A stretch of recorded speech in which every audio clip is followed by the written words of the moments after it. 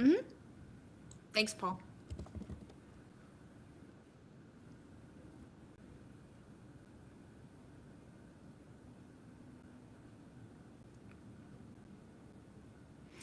Hi. Hi, everyone. Welcome. My name's Katie McKean, and I'm the Open Source Community Manager here at Reversing Labs. As I told you all yesterday, we do have an exciting LinkedIn Live, Xstream, and YouTube that we are doing right now for some exciting news that we're dropping today. So, before we get into spilling the tea, I'd like to introduce our two guests before we dive in. So, first and foremost, I'm really excited about this because it's hard to get him on camera any day of the week because he's always in the thick of it, trying to understand the ins and outs of latest breaches and malware happening in the open source community. But Tomislav, would you introduce yourself to those at home and tell us a little bit about who you are and why you're here today? Absolutely. Thank you, Katie. My name is Tomislav. I'm the Chief Software Architect and one of the founders of Reversing Labs.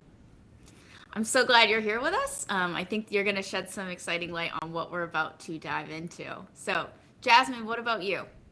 So I'm a senior product marketing manager for Spectra Assure. I've been here for longer than I want to count, but I'm still here because I mean the product is just awesome, and the problem we solve is meaningful. So Yeah. that's all I want to say there. Hey, I mean, that's why I'm here too. I believe in the mission we have and what we're up to. So, it's 10:30. I promised we were going to spill some tea today, so let's get into it. Today is all about community. As you know, I'm the community manager, so hey, there's your hint as to why I'm here.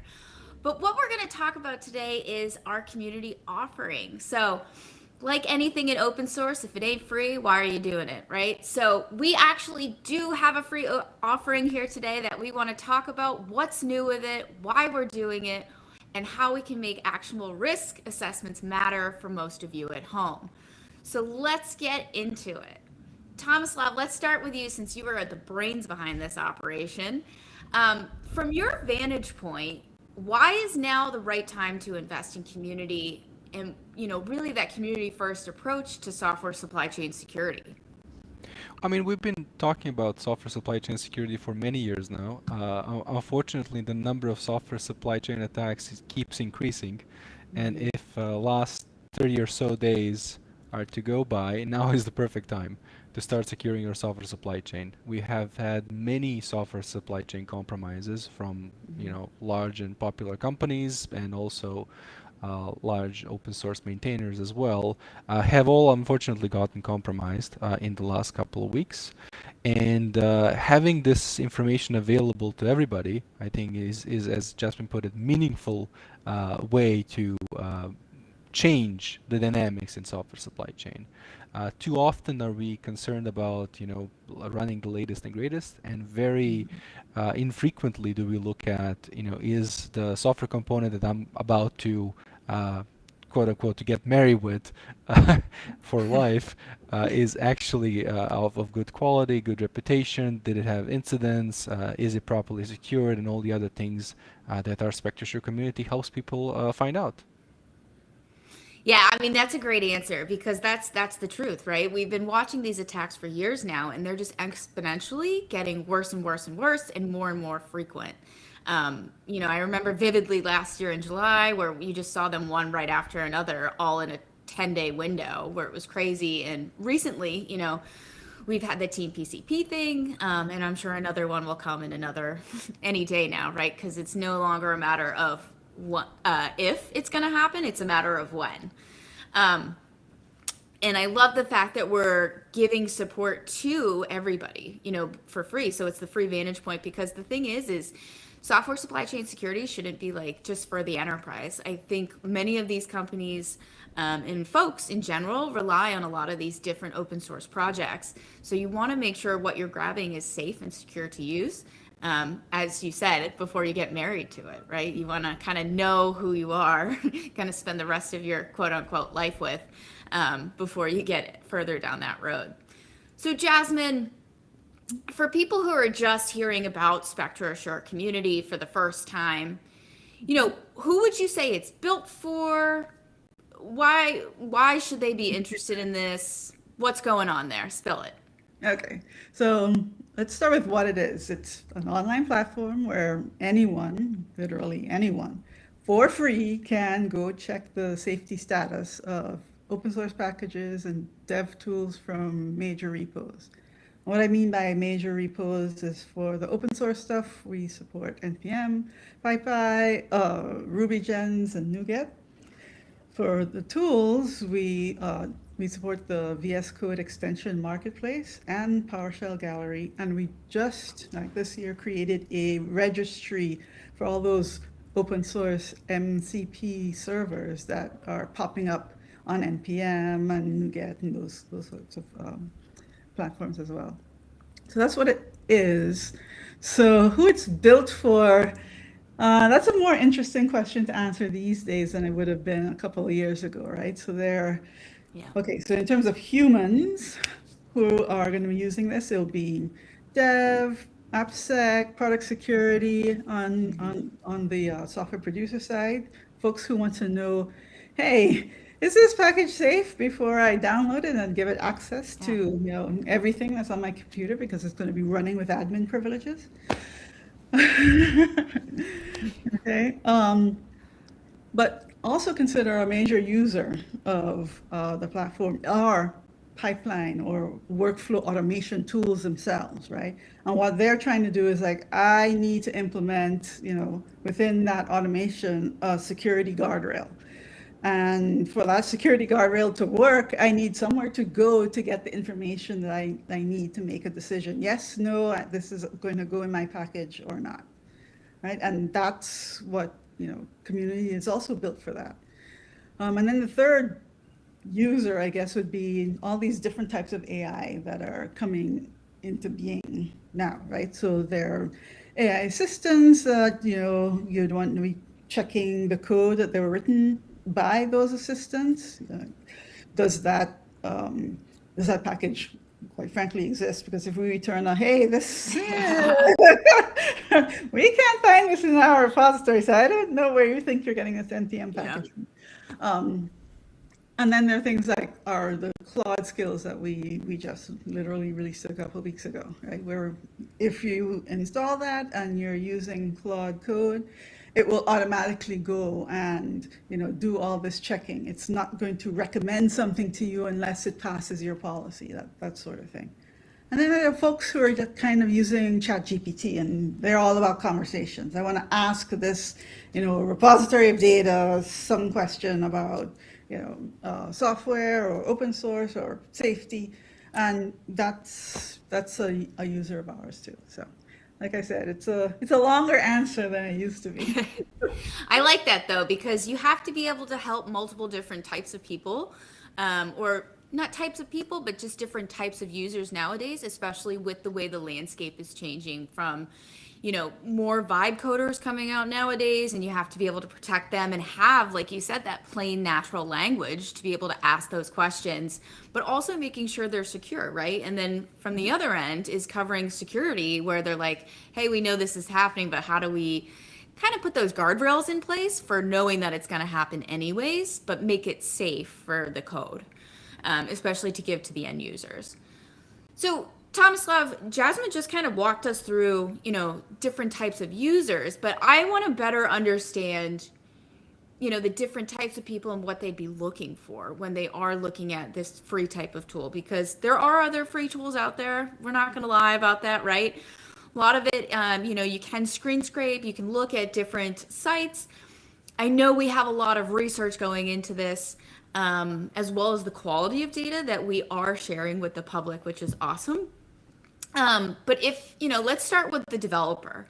If I'm a developer, what actually helps me understand how to trust a package before I just accept it?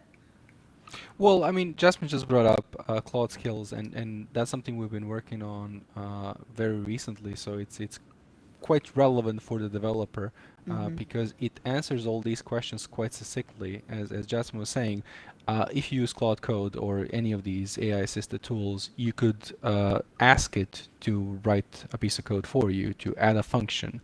Typically, those functions are in packages, and as it's pulling the package without you instructing it to do so, it inspects both the package itself and also all of its dependencies to see if there's any software supply chain risk involved within it. And as Jasmine was saying, we also have policies, so you can kind of fine tune your risk tolerance as well. You might not, if you're developing an open source tool, you might not care about copyleft licenses ending up in your code, but you will care about it being malicious, it being tampered with, it having actually secrets embedded within, which might actually be misused to hijack the package itself as well. So all of these things are interesting data points that when you feed it to an AI, it starts to better prioritize which types of versions should you be running, and like it walks the entire dependency tree, which is very interesting. We actually built a skill to visualize the dependency tree, and then unplanned really, AI started to use all of these information to kind of say, oh, this is the appropriate version I should be on. So it kind of helps the developer with not only selection, but also keeping all these dependencies up to date. Literally, if you just tell the AI, oh, upgrade all my dependencies, it will go through the entire dependency tree, figure out the right ones, change your package manifests, and then once it's done, actually we're going to verify.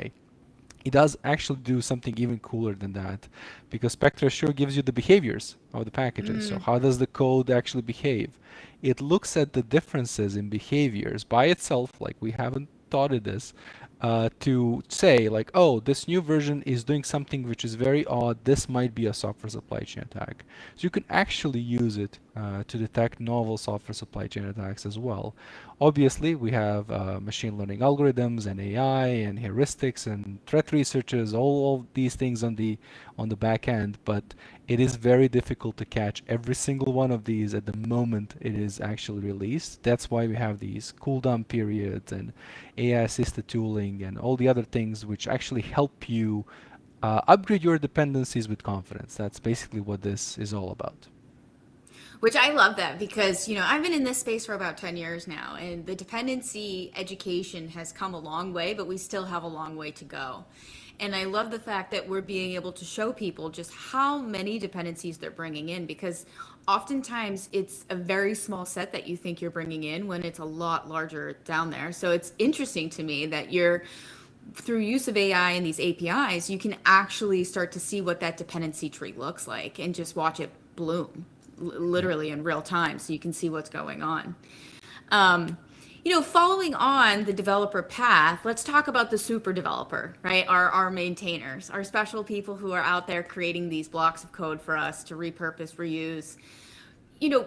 How is this going to help me protect a project if I am a maintainer? I know we've talked about just what a developer might be looking at, but I feel like there might be a little bit of a difference in the lens that a maintainer will be looking at this from.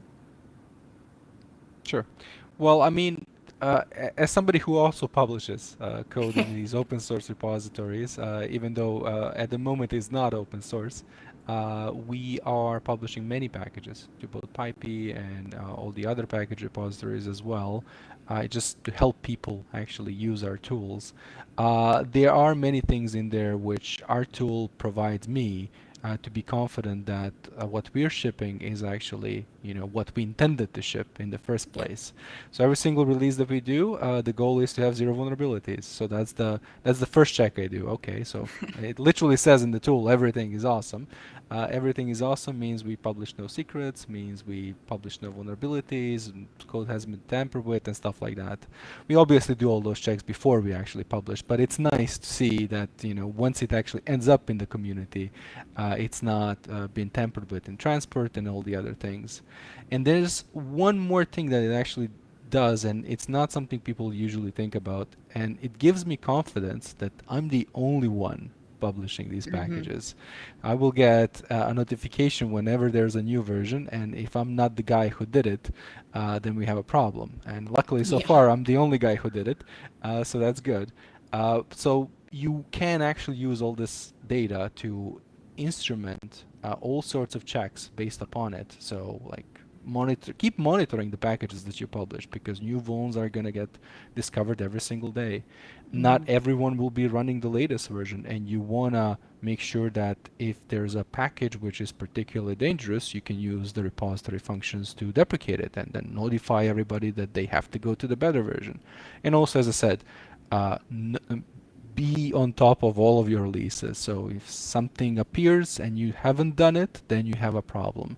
A lot of these recent software supply chain attacks, that's how people found out. And we've given people the tools to actually automate all of these checks. So you get an email or get notified in Slack or whatever you want to do with the APIs that we built. But that's, to me, this concept of last line of defense. If everything else goes sideways, I will get an email that there's a new package version, and I'll get up and do whatever to take it down.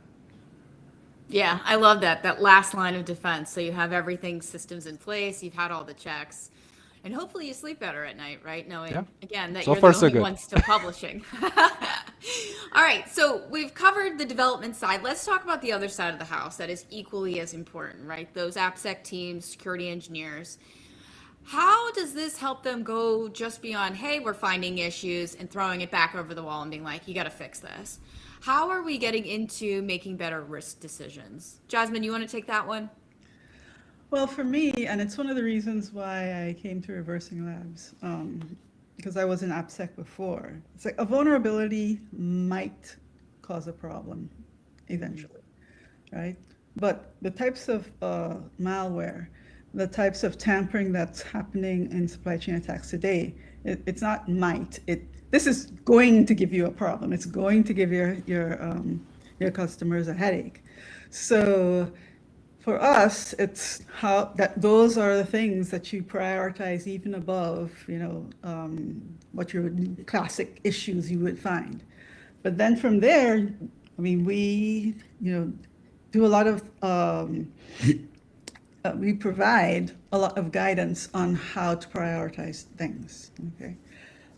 So, I mean, it's not just finding the issues. I was talking to somebody yesterday, and because there was some AI that got announced that they're finding a zillion issues now, everyone has to run and fix.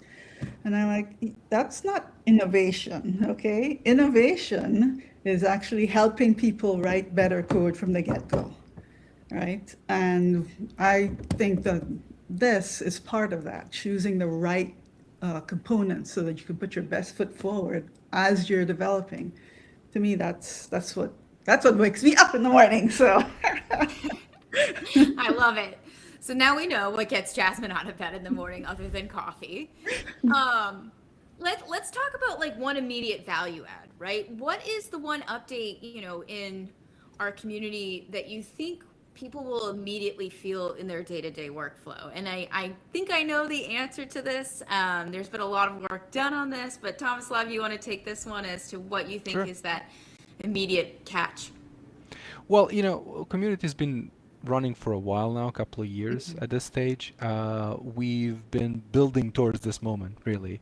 And the moment is we now have the ability for people to create their own accounts, which you should definitely do. It's a prerequisite for what I'm going to say next, which is the ability to use our APIs. And that's something that a lot of developers and DevSecOps people like to do, like kind of custom tailor things to their CI/CD workflows. But in the last couple of weeks, we've been launching quite a few tools, and we call it a toolbox. All sorts of things which enable people to quickly, in just a couple of minutes, get protected.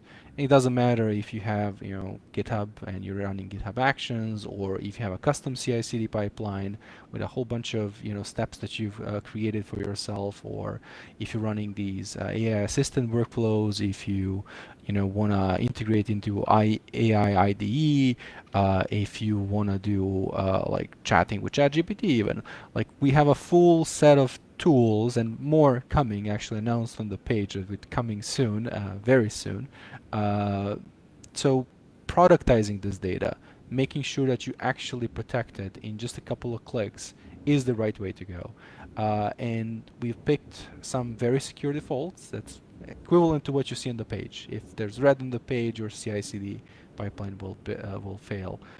But there's profiles and there's many ways to customize this as well. So the minimum set of requirements that you should have for your pipeline, and we actually call it the minimum profile, you could be running with. That's very safe, and that will only fail your build if there's malware that was detected and actually vetted by reversing labs threat researchers. So that's the minimum of minimum I think everyone should be running with. There's some governance checks on top of it, making sure that the packages you're using are not too new, that they're not published by people who don't really have a strong reputation in the community just yet. So things of that nature that genuinely help you produce better code, because you're fending off, even the accidental ones, just you mistype the name of the dependency. That's also a threat vector, and that can happen anywhere in your software supply chain, because it is a genuine chain. It's a tree of dependencies. Anybody in that tree could be compromised. It is scary to think about it like that, but a typical npm project has about 10,000 dependencies. That's a lot of people you're trusting. So I say that today trust has to be earned, and you have to verify all these things. You can no longer afford to carelessly run npm install and pray for the best. I thought about this yesterday. Everything which has happened in the last couple of weeks, we as an industry kept saying like, oh, this is a warning shot. No more warning shots. Last couple of weeks just proved that anyone can get compromised, and those compromises actually spread. LiteLLM hack reportedly had 500,000 endpoints which were affected downstream. That's a lot of secrets which were exposed, and a lot of work which has to be done. So it is genuinely careless to just run npm install unchecked. So that's not, or pip install unchecked. That's not something that anybody can afford to do anymore. I think I'm now getting a stomach ache thinking about all that. But yeah, I mean, you're right. You have to trust but verify, right? So it's not really trust, but it's like, you got a healthy dose of like sus on it, right? So you have to suss out like, is this person reputable? You don't want another XU tills, or like, hey, is a secret being leaked?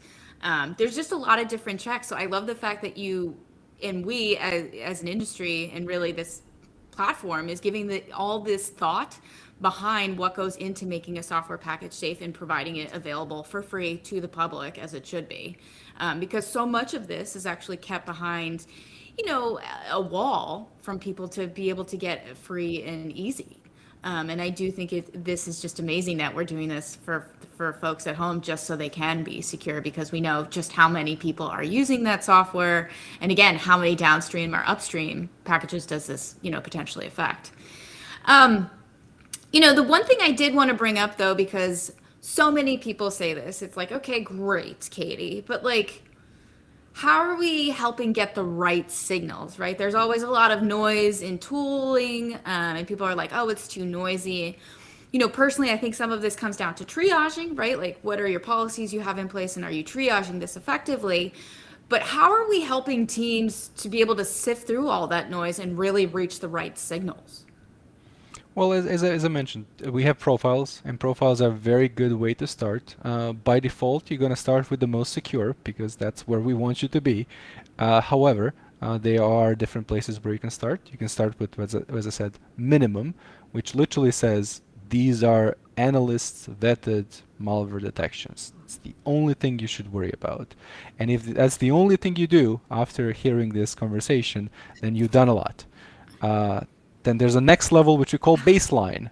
Baseline is about setting the right security expectations, meaning, well, you don't want to be running, code which has vulnerabilities, which is on CISA's kev list. That's reasonable. You don't want to be running code which has malware exploited vulnerabilities either. That's reasonable as well. And then any other combination of our hundreds of policies you can possibly imagine you can do. And you can customize it to your liking. You can even approve some packages to always pass your CI/CD pipeline, or you can reject certain packages from ever being run.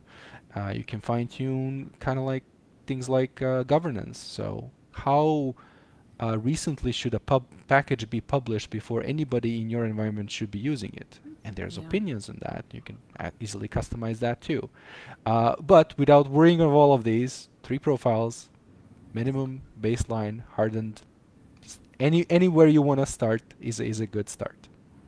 And I think that's an excellent point, right? Because everybody's at a different place in their security journey, right? So some people might already have like a really tough security posture, so they might start at the higher end, whereas someone who might be just starting out on that journey is like, hey, I need to get the really bad stuff first before I can move on to kind of the middle and then lower hanging fruit. So or lower risk, I should say, items. So I think that's a really important thing, is we're helping meet you where you're at on that security journey. So once you get your baseline done, then you can move on to bumping up that security posture, and then eventually moving to like, hey, this is really secure, with having more policy in place and things like that. So I think that's really important. I just want to stress to the folks at home is like, we get it. Everybody's in a different place in their security journey. So let's meet you where you're at. But I know we're about at time. I love talking to both of you, but I'm sure you've got other things to do other than chat with me about this, which I could do all day. So, one thing I just want to leave people with is, what is the one thing you want developers, maintainers, maybe an AppSec person to walk away with from today's conversation? And Jasmine, we'll start with you. Yes. Well, I think the one thing is, quite frankly, anyone can be compromised, right? So this is not a nice to have anymore, right? And we are trying our best to make it as easy as possible for you to integrate some of this continuous inspection, which is possible. And I know because I see our engine doing it every day, right? So yes, I guess that's the one takeaway. Right? You can have continuous inspection, and you really should have it, because there's anyone from your best friend to some corporate entity over there, anyone can be compromised. Tomislav? Well, for me, I guess there are solutions. I see a lot of public discussion about, every single time a new attack happens, like, oh, what could I have done?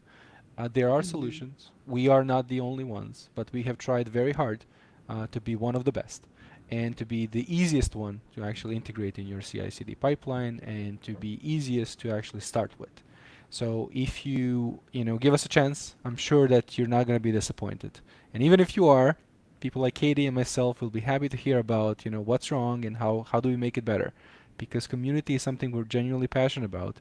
And we believe that enterprise level software security is for everyone, and that to reach those enterprises, you actually have to start with open source, because everyone, including us, is relying on that open source to be safe and secure. So we're doing our best to help people who are just making software for people to enjoy, to get a little bit of that enterprise grade security. I love it. I don't think I could have ended on a more perfect, wholesome note than that. So thank you, Tomislav. For those of you at home, make sure you go to secure.software and check out our accounts and all the new things in the toolbox. If you have comments, questions, concerns, please hit the feedback button. We'd love to hear from you. Till next time, we can't wait to talk to you and release more features.